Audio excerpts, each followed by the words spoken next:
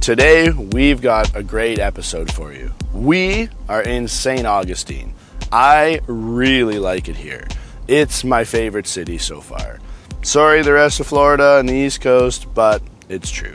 It could be all the history here. It could be a fondness for the knick-knack and history-laden St. George Street, or it could just be its picturesque beauty. Whatever it is, we really like it here. There are lots of cool things to see.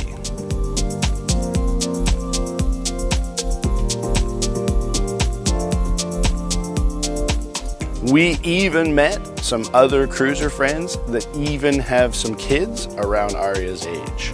When they pulled in, Aria all of a sudden said, "There's kids on that boat!" Now, to be clear, it's 8 a.m. and they haven't even finished setting anchor yet.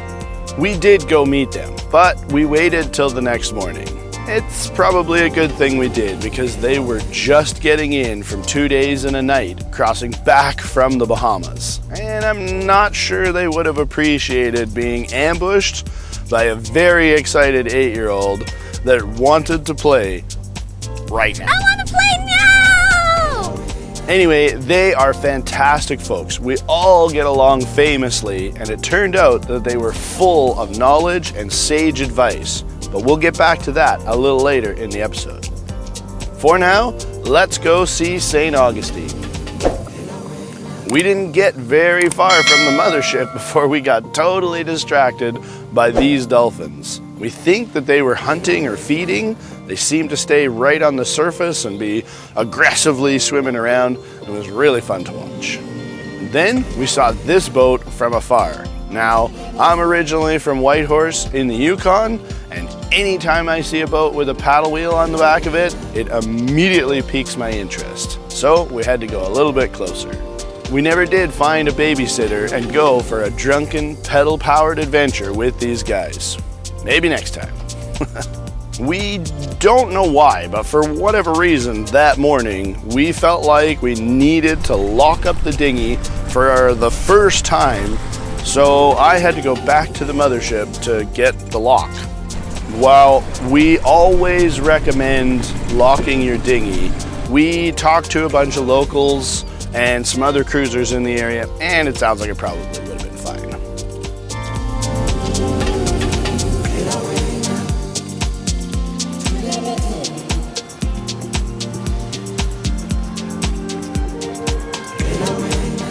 It's always kind of a strange thing and kind of cool seeing your house and boat and everything you own from land from far away. But it was even stranger seeing this random peacock roaming the streets from our Uber. If we had known that we were right next to the Ponce De Leon Fountain of Youth Archaeological Park, we probably would have asked the Uber driver to let us out right there. But instead, he dropped us off at St. George's Street as requested, and the first thing we saw was this. The old city gates were a striking sight at the north end of St. George Street. The 2 stone columns were made in 1808 as a line of defense for St. Augustine. At one point, this city gate was the only entrance to the city. We spent hours looking around St. George's Street. We saw many historical attractions, tons and tons of stores, and lots of people. It was a bit of a culture shock.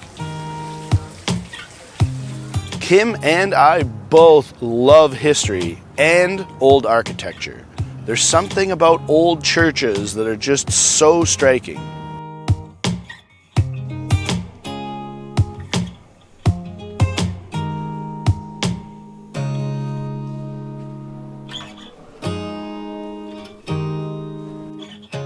Next to the cathedral is the Plaza De La Constitucion.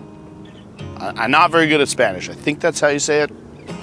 Today, it is a vibrant park space with a rich history, including the Constitution Monument, which is an obelisk which was built in 1813. As the capital of the Spanish colony of Florida, St. Augustine was decreed by Spain to build it. It is believed to be the only surviving monument of its kind. Also, the St Augustine Foot Soldiers Monument. This bronze sculpture bears the faces of men and women who protested peacefully for civil rights in St. Augustine. In the plaza, Aria walked in Reverend Andrew Young's footsteps, memorialized in bronze along the path he marched for civil rights in the 60s. Of course, Aria and our new friend's daughter did a little photo shoot on one of the plaza's cannons. So a portrait, you put it sideways.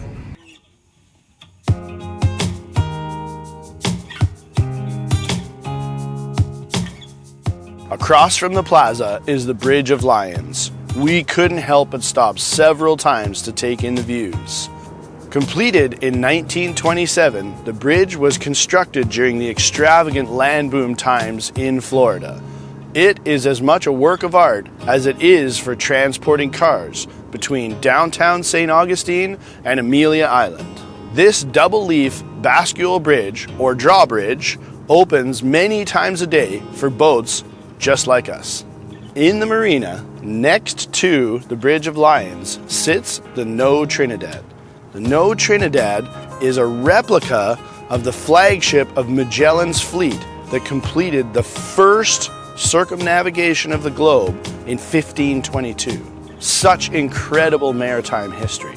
Speaking of history, we learned that Ponce De Leon explored many areas, including the Bahamas and Bimini, in search for gold and the mythical Fountain of Youth. But he never found either. In late March of 1513, he landed very near to what is the present-day St. Augustine and claimed this beautiful land for Spain. After a huge day of exploring today, we decided to move the mothership closer to all the sights we had just seen. No sooner did I get the anchor down and we started hearing cannon fire. At first, we didn't know what the heck was going on, but it turns out that Black Raven Adventures operates a pirate-themed sort of a tour with a couple of ships, the Queen Anne's Revenge and the Black Raven. And what we were hearing was them exchanging cannon fire in one of their reenactment cruises. Now, I didn't know any of this at the time. I had to look it all up online.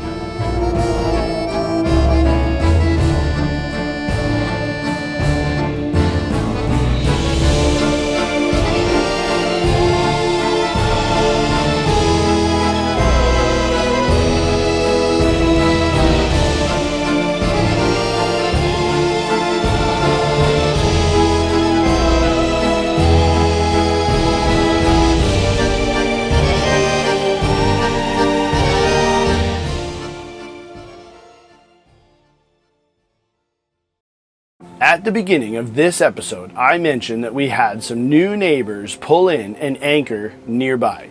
This is them, the crew of SV Fika. We'd like to take just a few minutes and do a small shout out to them.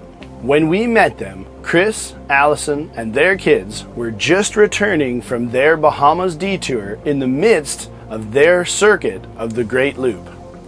If you don't know what that is, the Great Loop is a system of waterways that encompasses the eastern United States and part of Canada. It is made up of both man-made and natural waterways, including the Atlantic and Gulf Intercoastal Waterways, the Great Lakes, the Erie Canal, and the Mississippi and Tennessee Tombigbee Waterway. The entire loop stretches 9,700 kilometers. They started their loop in Norfolk, Virginia, and have since completed their loop. Along the way, they learned many things and have since launched their YouTube channel and website with courses all about cruising the loop called Loop Life Academy.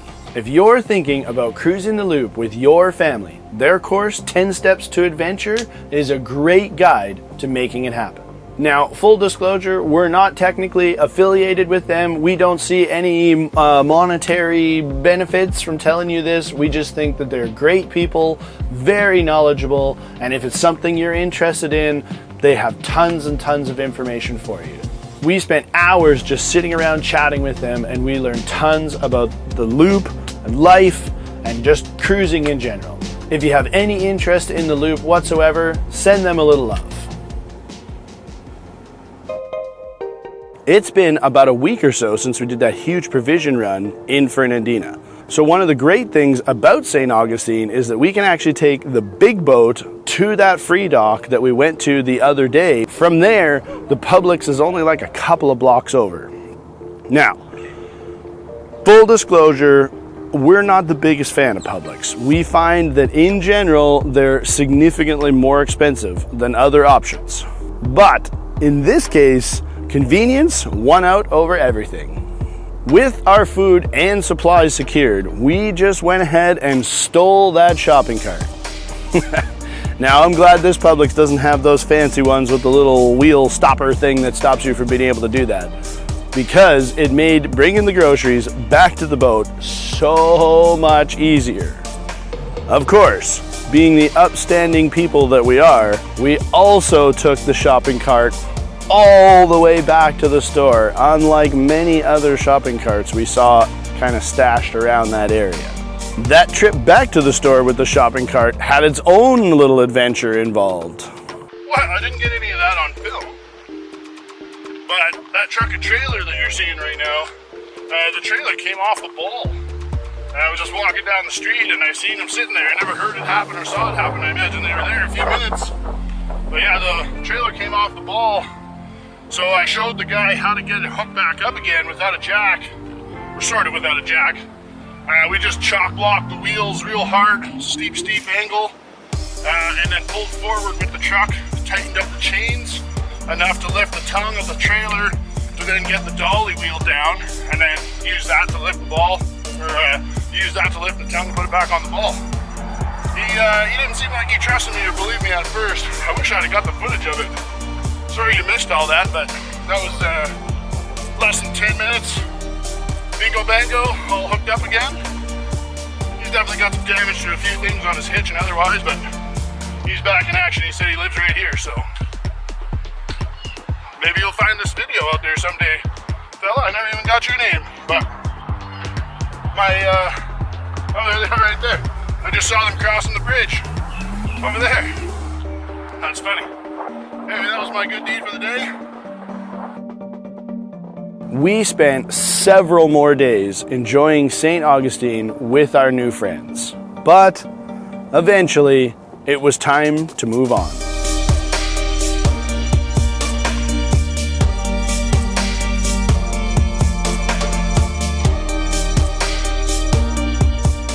How do we look? Are we sexy? All right, good morning. It is a beautiful morning. Absolutely gorgeous here today. I'm finding myself a little bit sad to leave St. Augustine. Yeah. St. Augustine's been pretty good to us. Lived up to our expectations, I think. Yeah, absolutely. Yeah. We made some cool new friends here as well, too. They're from Michigan, and they're about a year into their loop and soon to cross their wake. Sailboat loopers. Yeah, kind of an interesting twist on it. They're doing it by sailboat. This is definitely a place we want to come back to. Oh, absolutely. We really like St. Augustine. Absolutely. If you're planning on coming to St. Augustine, the St. Augustine Municipal Marina seems like a very cool facility. We found out the hard way that we should have booked a mooring ball at least a week in advance. Yes, a month ago. It turned out when you call them on a day and say, we're looking for a mooring ball today, they almost laugh at you. Yeah. Because they're very busy. But it was a great facility. Showers were good, laundry was good. Yep. Docks were good. Everything was good except be aware. The current is pretty strong when you're trying to dock in and out of there. Our friends experienced it a couple of times, and we saw it sitting on their boat yesterday hanging out. We saw it a few times, so yeah. Thank you for joining us. We sincerely appreciate you watching this episode. And thank you to our new patrons. We'll see you next week. See you next week. Bye. Bye.